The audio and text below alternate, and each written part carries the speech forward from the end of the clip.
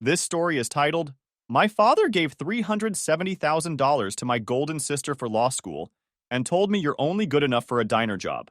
Hey folks, reading through all your stories finally gave me the push to share mine.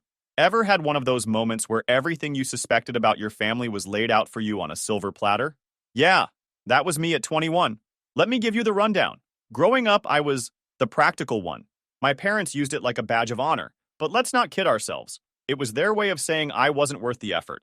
My older sister Chloe was their star child. Tennis lessons, ballet classes, private tutors, you name it. She got it.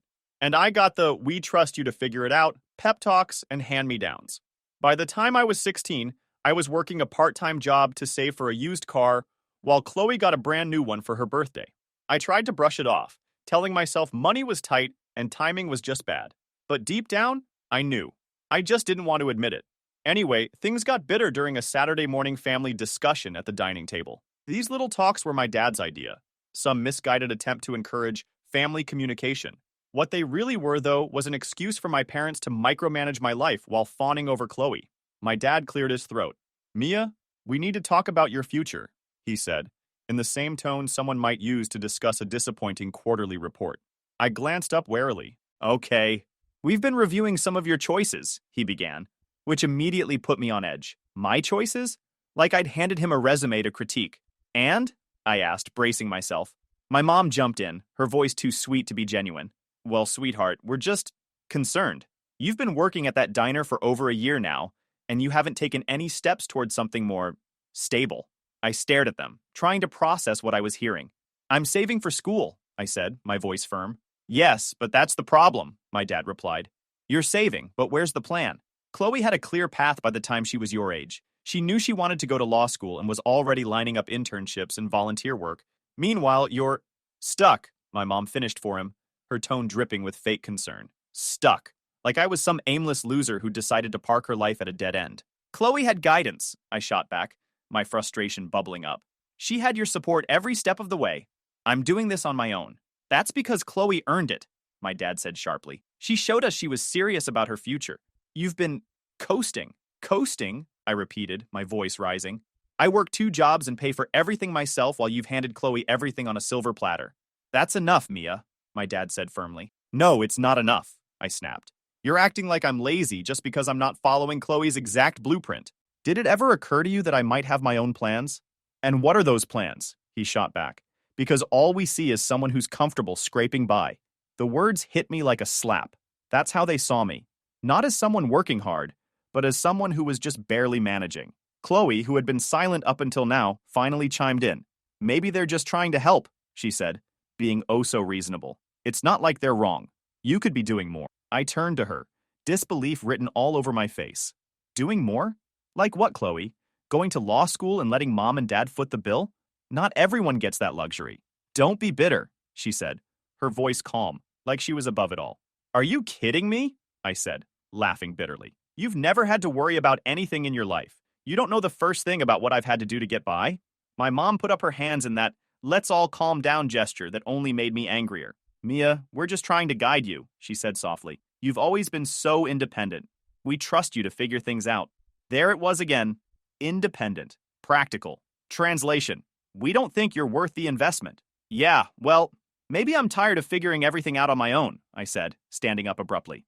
Mia, don't be dramatic, my dad said. I'm not being dramatic. I'm being honest, I shot back. Something you should try for once. Sit down, he said, taking on that authoritative edge he always used when he thought I was being difficult. I didn't sit down. Instead, I walked out of the dining room, my chest tight with a mix of anger and hurt I couldn't even put into words. As I climbed the stairs to my room, I heard my dad sigh loudly. She's always been so sensitive, he muttered, loud enough for me to hear. Why can't she just take a page out of Chloe's book? I stopped halfway up the stairs, gripping the banister so hard my knuckles turned white. Take a page out of Chloe's book? The perfect daughter. The one who got all the support, all the opportunities, all the praise, while I was left to fend for myself. It wasn't just unfair, it was cruel. That night, after hours of stewing in my room, I overheard the conversation that shattered the last piece of hope I had for them. I was walking past my dad's office when I heard my name. I froze, leaning closer to the door. We can't afford both, Lily, my dad was saying. Chloe's future has to come first. Mia will have to settle for a diner job. Robert, my mom said weakly, we promised both girls we'd help. Chloe has real potential, he replied. Mia's not going anywhere. She'll manage. I didn't need to hear anymore. I grabbed my keys and jacket, my heart pounding as I stormed out the door. Of course, I couldn't leave without running into Chloe, who was sitting in the living room, scrolling through her phone. Mia, where are you going? She asked, barely looking up. Out, I said shortly. Are you okay? She asked, finally looking at me with that same fake concern. Everything's fine, I snapped. Perfect, actually. Just like you. What's that supposed to mean? She asked, frowning. It means nothing. I was so effing angry. Just like my future, apparently. I slammed the door behind me, leaving her sitting there with her perfect little life, completely oblivious to what it felt like to be me. I made it halfway down the driveway when I heard my dad's voice booming behind me. Mia! Get back here right now! I turned to see him standing on the porch, my mom about to cry and Chloe hovering awkwardly in the doorway. Why? I yelled back. So you can tell me to my face that I'm not worth it? That Chloe's the only one who deserves a future? You were eavesdropping? My dad asked, his voice sharp with that entitled edge he always had when he thought I was out of line. Damn right I was, I fired back. And I'm glad I did. Finally got some honesty around here. Mia, please, my mom said, stepping forward. We can discuss this calmly. Discuss what? I shouted. How you've spent my whole life treating Chloe like a queen while telling me to be happy with scraps?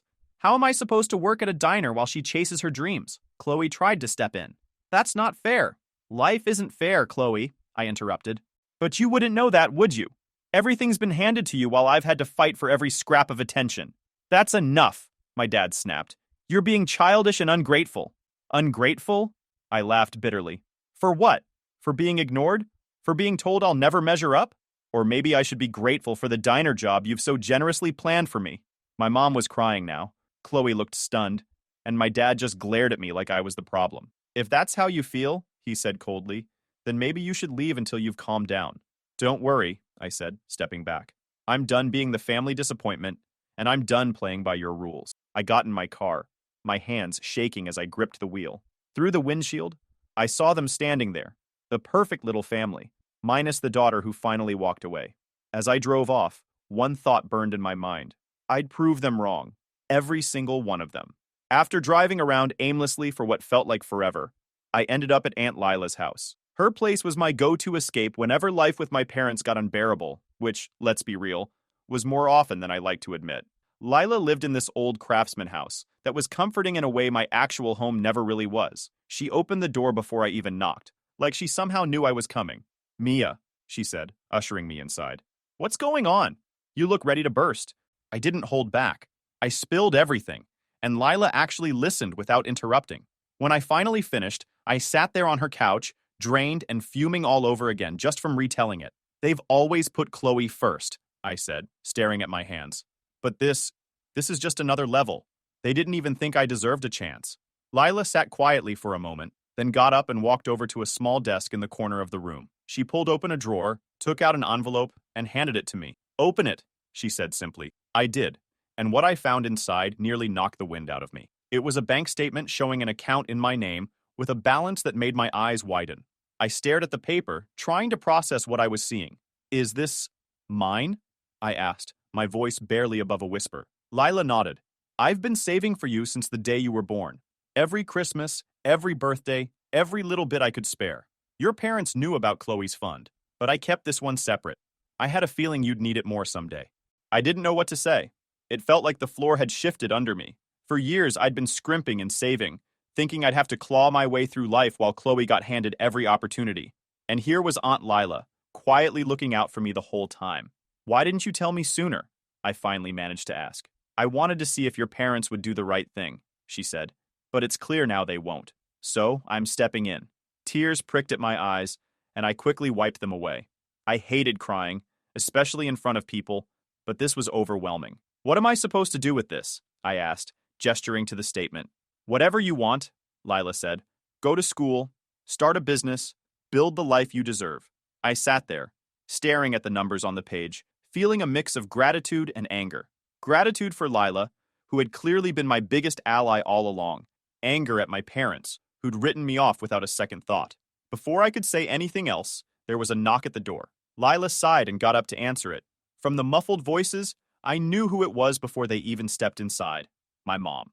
Mia, she said, walking into the room. Please, come home. Your father didn't mean it like that.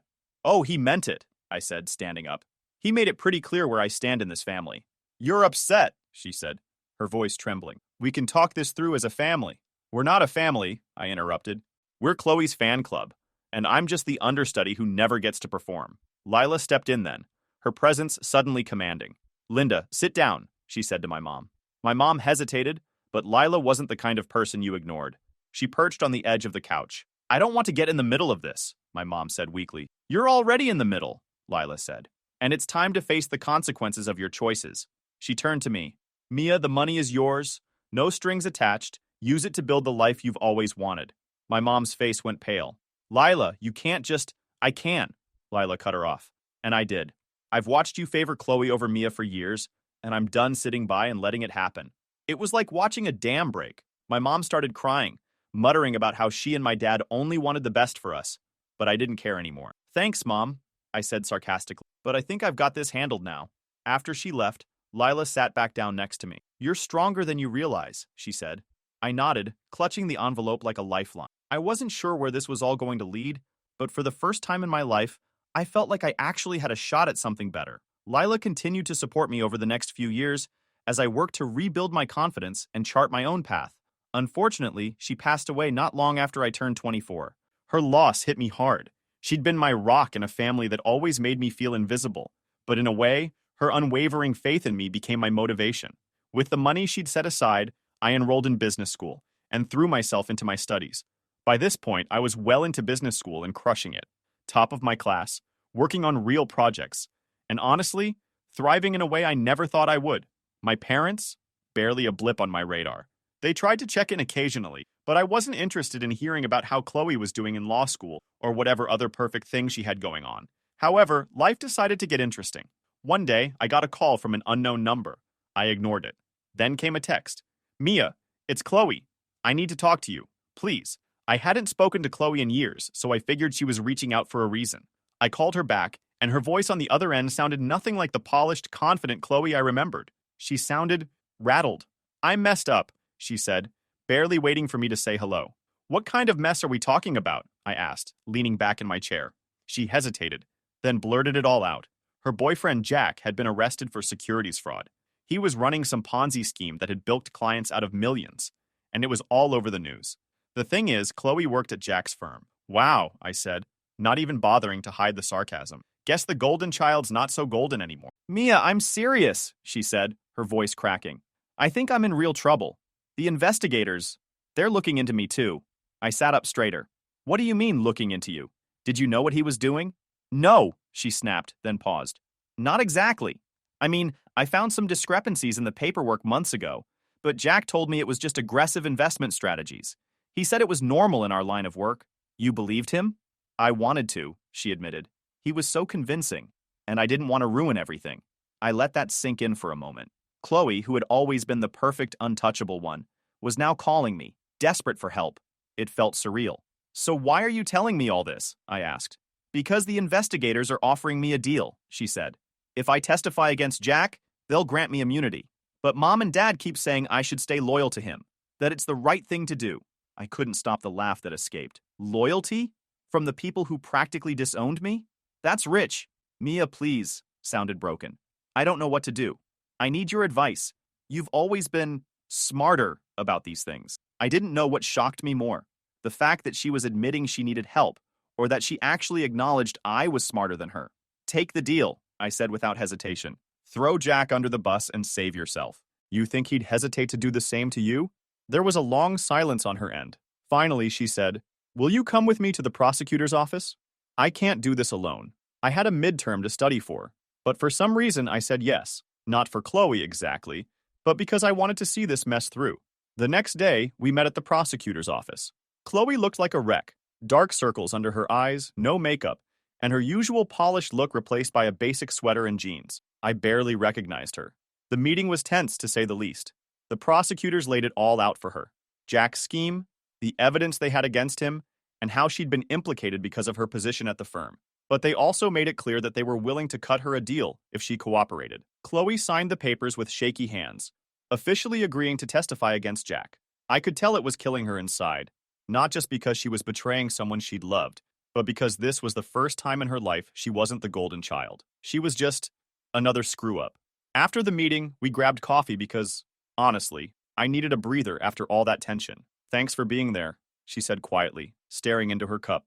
Don't thank me yet, I replied. This is just the beginning. You've got a long road ahead. I know, she said, but I couldn't have done it without you. It was a strange moment. For the first time, I saw Chloe not as the perfect sister I'd grown up resenting, but as someone who had been just as manipulated and blindsided as I had. Of course, that didn't mean I was ready to forgive and forget, but it was a start. About a week after Chloe signed her deal with the prosecutors, I got a call from Aunt Lila's lawyer. Apparently, she'd been working on something big before she passed. He asked me to come to her house to go through some things she'd left behind. Chloe insisted on tagging along. Walking into Lila's house felt strange without her there. The lawyer, a no-nonsense guy, had us sit at the kitchen table. He placed a sealed envelope in front of us. Lila wanted you both to have this, he said, sliding it across the table. Chloe and I exchanged a glance. I opened the envelope, and inside was a USB drive and a handwritten note from Lila. To my girls, if you're reading this, you've discovered what I always suspected. Your parents' actions go far deeper than favoritism. The truth is on this drive. Use it wisely. With love, Lila. We plugged the drive into my laptop, and what we found was, well, let's just say it made Chloe's situation with Jack look like a parking ticket. The drive contained bank records, emails, and even recordings of conversations between my parents and various business partners. It painted a very clear picture. My dad had been running a scheme of his own through his firm for years. Embezzlement, shell companies, tax fraud, you name it, he dabbled in it. And guess who he used as part of his cover? Yep, me and Chloe. He had set up accounts in both our names to funnel money through. Chloe's involvement with Jack's firm wasn't a coincidence. It was part of his plan. And me? Well, he'd made sure my connection to the restaurant world looked squeaky clean, so he could launder funds through one of the diner chains I'd worked for. Are you freaking kidding me? I said, scrolling through the files. Chloe was pale, staring at the screen like it might explode, then said, he knew about Jack's scheme. He knew, and he let me walk right into it. The lawyer cleared his throat. Lila believed your parents were manipulating both of you. That's why she gathered this evidence. She wanted you to have the tools to protect yourselves. Protect ourselves? I said, staring at the mountain of evidence in front of us. This isn't just about us. This could ruin everything they've built. And rightly so, the lawyer said. Chloe and I sat there in silence, the weight of what we'd uncovered pressing down on us like a storm cloud.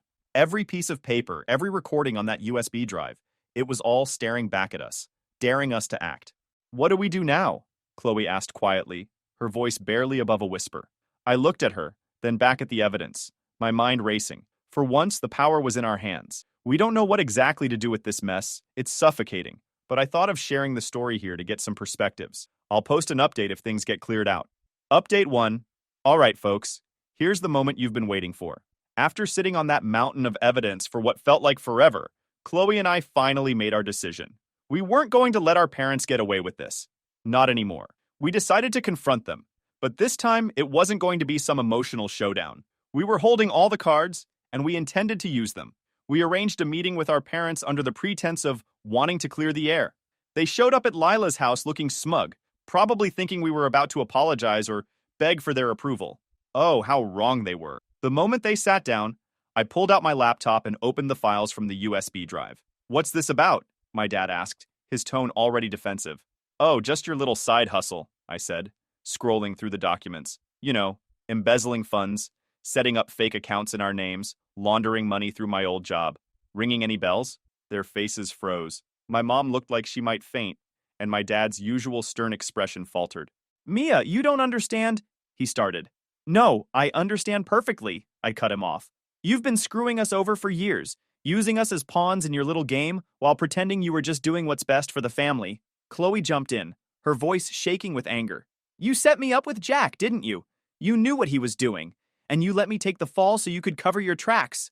My mom finally spoke, her voice weak. We were trying to protect the family. You have to believe us.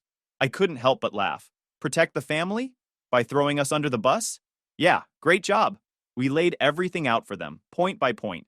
Every shady transaction, every manipulated deal, every time they'd used us without our knowledge. They tried to deny it at first, but the evidence was airtight. Finally, I got to the ultimatum. Here's the deal, I said, sliding 2 folders across the table. Option 1. We turn all of this over to the FBI. The firm collapses, you both go to prison, and your names are dragged through the mud. Option 2. You retire quietly, transfer control of the firm to us, and disappear to that fancy beach house you bought with stolen money. You can't be serious, my dad said. Oh, I'm dead serious, I replied.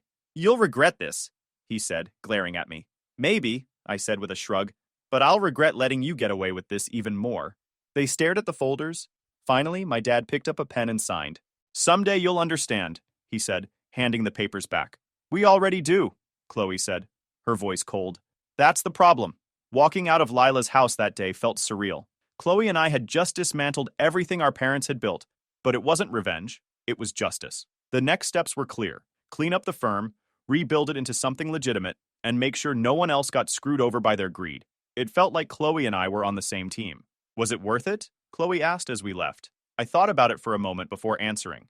Ask me again when we've built something better than they ever could. So, after officially forcing our parents into retirement and taking over their mess of a company, Chloe and I had to figure out what the hell to do next. The firm was like a broken-down car. Rusted parts everywhere, barely running, and leaking problems all over the place. If we didn't step up fast, the whole thing was going to collapse. But first, we had to address the awkward elephant in the room, Chloe and me working together. I'll be honest, it felt weird at first. I'd spent most of my life resenting her, and now here we were, co-CEOs of an empire built on lies. You know they're going to be watching us, waiting for us to fail, Chloe said one day as we sat in the conference room, going through stacks of paperwork. Good, I replied. Let them. I've spent my whole life proving people wrong. What's a few more? The firm was a mess, and we had to step up to save it. Chloe handled the legal side like a pro, adapting quickly despite her privileged background. The board was skeptical, split between loyalty to our parents and doubt in us. But we pushed back, arguing the firm needed a new direction. The merger paid off, transforming the firm into a respected, profitable business. And the best move was that we renamed it after Aunt Lila, honoring the one who believed in us. Was it worth it? Chloe asked. We'll know when we've built something better, I replied. Of course, our parents couldn't stay out of it forever. My dad called one day, trying to convince me to reconsider the terms of their retirement. Apparently, the beach house wasn't as luxurious as they'd hoped. Nope, I said bluntly. You signed the papers. Enjoy Florida. He started to argue, but I hung up. I wasn't afraid to stand up to him anymore. That was it for the past few months.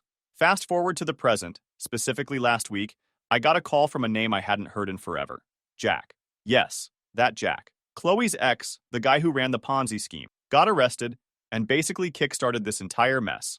At first, I thought it was a prank, but nope, it was him. Fresh out of prison, and apparently, he had unfinished business. Jack started off with this fake nice tone, like we were old friends or something. Mia, he said, all casual, I've been following what you and Chloe have done with the firm. Impressive work. What do you want, Jack? I asked, cutting straight to the point. Well, he said, it seems your little operation has grown into something quite profitable. And since Chloe and I were so close back in the day, I figured maybe I deserve a piece of the pie. You guys, I almost laughed out loud. Deserve a piece of the pie? The audacity of this man. You must have hit your head in prison, I told him. You've got zero claim to anything we're doing. He lost it. I wouldn't be so sure, he said. You know, I still have some interesting records from my time with Chloe. Things that might be of interest to certain people, like the FBI. And just like that, my blood ran cold. After hanging up, I immediately called Chloe. She was furious, of course, but there was this little hint of hesitation that made me wonder. Chloe, I said, trying to stay calm, is there anything Jack could actually have on you? Anything that might make this situation worse? No, she said quickly. Too quickly. Chloe, I pressed, don't lie to me. There was a long pause, and then she sighed. There might be a couple of things, she admitted. Apparently, back when Chloe was working at Jack's firm, she'd signed off on a few documents he'd slipped onto her desk. She swears she didn't know what they were at the time. But if the FBI got their hands on them, they might look bad. Really bad. So now we're in damage control mode. I've already reached out to that restaurateur and our legal team to figure out our options, but part of me is wondering if Jack is bluffing. He's desperate, obviously, and probably just fishing for a payout. But then again, this is Jack we're talking about, the guy who conned dozens of people out of millions. He doesn't bluff without a plan. Here's where I need your advice, guys. Do we 1. Call his bluff and let him make whatever move he's planning? It's risky, but if he's lying, we don't lose anything. 2. Pay him off to shut him up, though that feels gross, and I'd rather burn the money than give it to him. I'm torn. Chloe's freaking out, which is understandable, but I can't help feeling like we're being dragged back into a mess we've already cleaned up once. Why can't people just stay in the past where they belong? Anyway, that's where we're at. Let me know what you do because I need some fresh perspectives before I lose my mind. I'll keep you all posted once we figure out our next move. Stay tuned. Final update. All right, folks, here's the final update. After my last post, Chloe and I spent a lot of time going back and forth on how to handle Jack. Calling his bluff was risky, but the more we looked into it, the clearer it became that this wasn't just an empty threat. The documents he had weren't just bad. They were enough to raise serious questions about Chloe's involvement back when she worked at his firm. So we decided to take control before Jack could pull the rug out from under us. Paying him off was off the table. We weren't about to reward his scheming. Instead, we did what he probably wasn't expecting. We went to the FBI ourselves. It wasn't an easy decision, but with our legal team's guidance, we handed over the documents Jack had sent us, along with the evidence we had that Chloe's involvement was unintentional. Chloe gave a statement, explaining how Jack had manipulated her and how she'd unknowingly signed off on things he'd slipped onto her desk. It was nerve-wracking, to say the least, but here's the thing about dealing with someone like Jack. The truth has a way of shining a light on all the cracks in his story. A few days later, we got word that Jack had tried to approach the FBI himself. He claimed he had key evidence against Chloe and our firm, but his desperation worked against him. The investigators had already seen through his act, thanks to the context we provided. Jack is now under investigation for extortion, on top of his previous charges. As for Chloe, the FBI cleared her of any wrongdoing, acknowledging that she was another victim of Jack's manipulation.